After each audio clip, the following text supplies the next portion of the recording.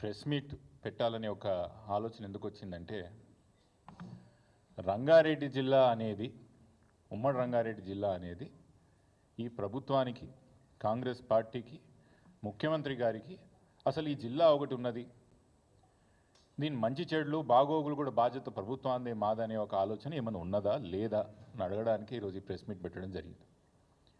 సీట్లు రాకపోవచ్చు, మీకు ఓట్లు రాకపోవచ్చు, కానీ ఇక్కడున్న ప్రజలు తెలంగాణ వల్లే, ఇక్కడ ఉన్న ప్రజలు పన్ను కట్టే తెలంగాణ రాష్ట్రానికే, ఇక్కడ ఉన్న ప్రజలు, రంగారెడ్డి జిల్లాలో ఉన్న ప్రజలు పనిచేసేది తెలంగాణ అభ్యున్నతికే, భారతదేశంలో మేము కూడా ఒక పౌరులమని ముఖ్యమంత్రి గారికి మీ ద్వారా గుర్తు చేస్తున్నాం.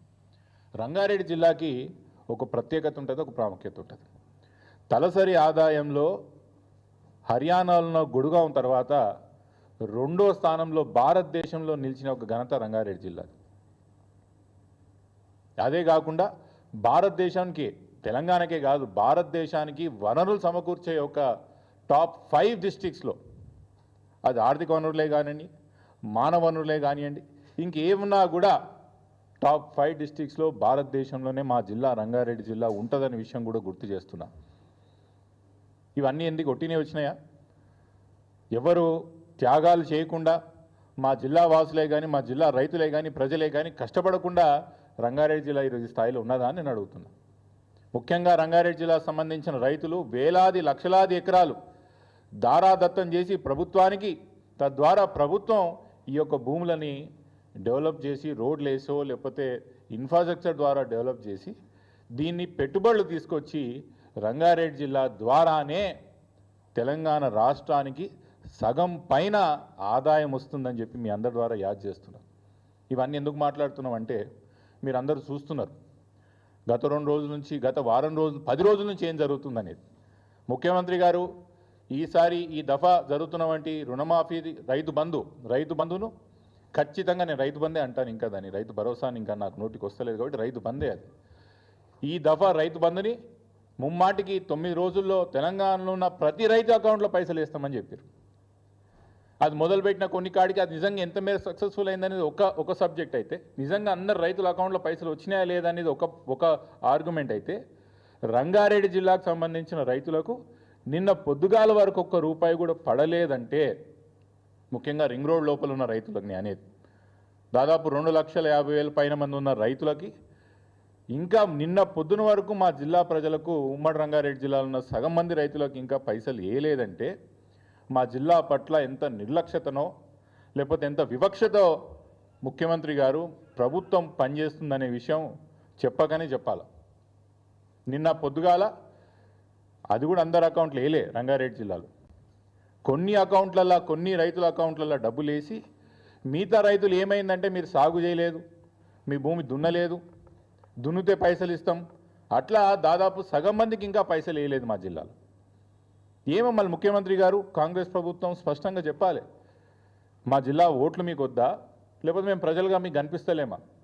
ఎంత వివక్షత అంటే, ముఖ్యమంత్రి గారి నియోజకవర్గానికి పోయే ఒక రోడ్ ఏదైతే మా చేవెల హైవే రోడ్ ఉంటుందో, దాదాపు 2 సంవత్సరాల నుంచి మేము చెప్తున్నాం, ముఖ్యమంత్రి గారు నియోజకవర్గానికి పోయే రోడ్ ఇదే, ఎవరైనా బయటి వాళ్ళు వస్తే పరువు పోతుంది, ముఖ్యమంత్రి గారు నియోజకవర్గానికి పోయే ఒక రోడ్ ఇట్లా ఏడ్చిందని, దాన్ని బాగుపరచండి, ఎంతోమంది చనిపోతున్నారని 2 సంవత్సరాల నుంచి చెప్తున్నా కూడా ఈరోజు కూడా ఆ పని ఆ రోజు ఎక్కడ వదిలేసినామో అక్కడనే ఉన్నది. 111 జియో కేసీఆర్ గారు ఏం చెప్పి రానాడు, ఇది ముమ్మాటికి ఈ యొక్క ప్రాంతానికే కానీ తెలంగాణ రాష్ట్రానికే అవమానం. 111 జియో ఇది మనం ఉండడానికి వీల్లేదు, సమైక్య పాలకులో మన పైన చేసిన కుట్రలో ఇది కూడా ఒక భాగం, దీన్ని మనం తీసేయాలని చెప్పి ఆ రోజు ఎంత కేసీఆర్ గారు ప్రయత్నం చేసిండ్రు. దాని 111 జియోని తీసుకో 69 జియో అని చెప్పి, మా ప్రభుత్వం వస్తే మేము జోనింగ్ చేసి దీన్ని కూడా హెచ్ఎండిఏలో అబ్జార్బ్ చేసుకుంటామని ఆ రోజు కేసీఆర్ గారు చెప్పడం జరిగింది. కానీ ఏం చేశారు, ఈరోజు కూడా 111 జియో ఎక్కడుందో ఆ రోజు అక్కడనే వదిలేసారు. ముఖ్యంగా మా జిల్లాకి మంత్రి కూడా ఈయనకి కూడా పనికిరాదా? రంగారెడ్డి జిల్లాకి రాజకీయ ప్రాముఖ్యతను కూడా చంపేస్తున్నారు. ఎంత ముఖ్యమైన ప్రాంతం, ఇంత ముఖ్యమైన జిల్లా, ఇన్ని వనరులు సమకూరుస్తున్నది తెలంగాణ రాష్ట్రానికి, దేశానికి, దీనికి ఒక ప్రాతినిధ్యం కల్పించాలా?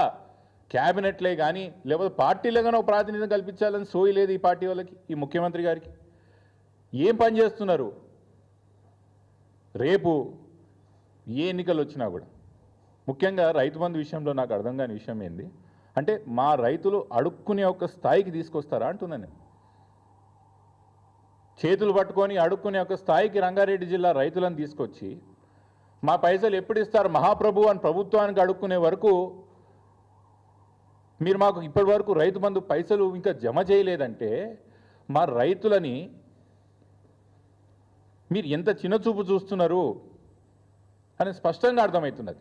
ఆ రోజు ఉమ్మడి రంగారెడ్డి జిల్లా ముఖ్యంగా ఏదైతే రంగారెడ్డి వికారాబాద్ ప్రాంతం ఉన్నదో పాలమూరు రంగారెడ్డి తీసుకొచ్చి ఈ యొక్క ప్రాంత రైతులకి సాగునీరు కల్పించాలా, ఈ యొక్క ప్రాంతానికి పరిశ్రమకు నీళ్లు కల్పించాలా, తాగునీరు కల్పించాలని కేసీఆర్ గారు ఒక మహా యజ్ఞం ప్రయత్నం చేస్తే ప్రారంభిస్తే మీరు అధికారంలోకి వచ్చిన తర్వాత పాలమూరు రంగారెడ్డి యొక్క ప్రాజెక్ట్ని గంపడి మట్టి కూడా తెలే.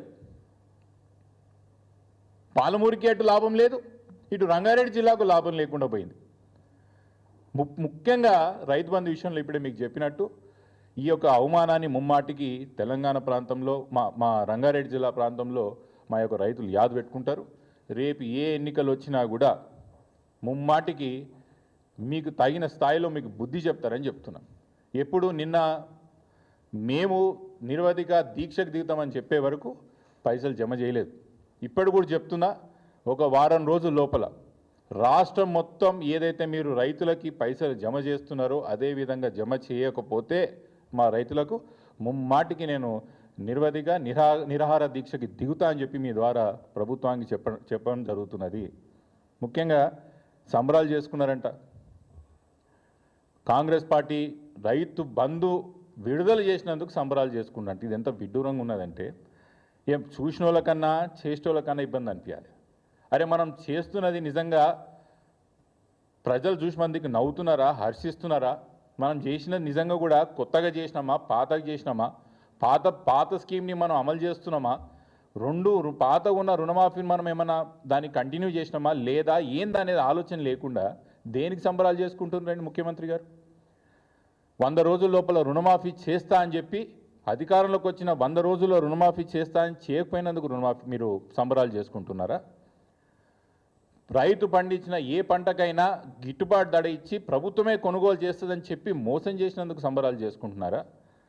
రైతు బంధు మేము వచ్చిన 100 రోజుల్లో 7,500 ఇచ్చి కౌలు రైతుకు కూడా మేము రైతు బంధు ఇస్తామని చెప్పి మోసం చేసినందుకు మీరు సంబరాలు చేసుకుంటున్నారా? లేకపోతే తెలంగాణ ప్రాంతంలో రైతులని అడుక్కునే స్థాయికి అడుక్కునే ఒక స్థితికి తీసుకొచ్చినందుకు మీరు సంబరాలు చేసుకుంటున్నారా? దేనికి చేసుకుంటున్నది కాంగ్రెస్ పార్టీ సంబరాలని నేను అడుగుతున్నా.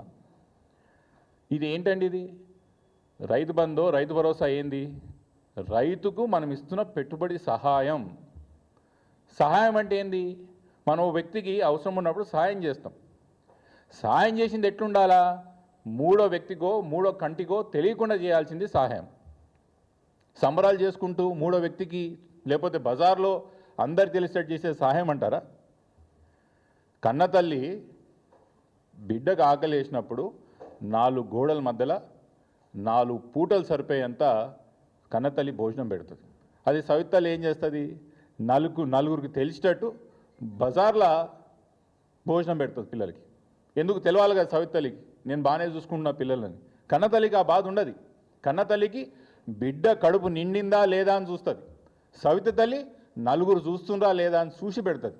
ఈరోజు కేసీఆర్ గారికి రేవంత్ రెడ్డి గారికి తేడా కన్నతల్లి సవిత తల్లి లాగానే ఉన్నది.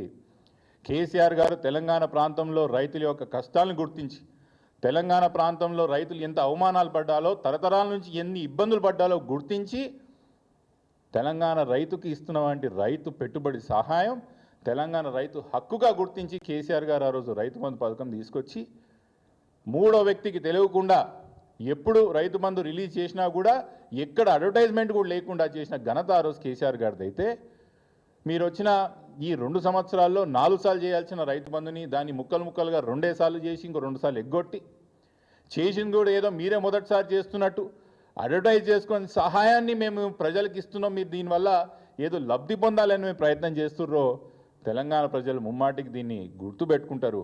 మీరు ఏదైతే కోరిక ఉన్నదో మీకు ఈ డబ్బులు ఇచ్చి రానున్న ఎన్నికల్లో ఏ స్థానిక సంస్థలో లేకపోతే ఇంకో ఎలక్షన్స్ ఏవైతే వస్తున్నాయో దాని ద్వారా మీరు లాభం పొందాలని మీరు ఆలోచన చేస్తున్నారు, అవేవి కావు.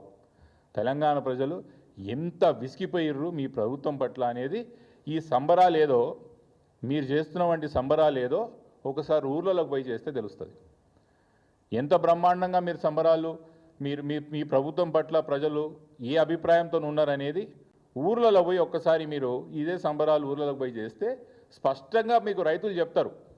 మీ కాంగ్రెస్ కార్యకర్తలో లేకపోతే మీ కాంగ్రెస్ వాళ్ళు నిజంగా బండ్లు పెట్టి ఏదైతే జనాలని హైదరాబాద్ తీసుకొచ్చి లేకపోతే జిల్లా హెడ్ క్వార్టర్లో ఏదైతే మీరు సంబరాలు చేసుకుంటున్నారో దీని ద్వారా మీకు తెలియదు ప్రజలు ఏమనుకుంటున్నారు అనేది. మీరు ముమ్మాటికి ఊర్లలో పోవాలి. ఊర్లలో పోతే అప్పుడు ప్రజలు చెప్తారు ముమ్మాటికి అసలు మీరు రైతు సహాయం చేసినరా, పెట్టుబడి సహాయం చేసినరా, రైతు మీ యొక్క ప్రభుత్వంలో సంతోషంగా ఉన్నాడా లేదా అనే విషయం మీరు ఊర్లలోకి పోయినప్పుడు తెలుస్తుందని స్పష్టంగా మీ ద్వారా గవర్నమెంట్కి తెలియజేసే ఒక ప్రయత్నం చేస్తున్నా. మీ అందరు మళ్ళీ ఒకసారి కలుసుకున్న సంతోషం. రంగారెడ్డి జిల్లాకు జరిగిన యొక్క ఈ అన్యాయాన్ని ముమ్మాటికి మా ప్రజలు గుర్తుపెట్టుకుంటారు.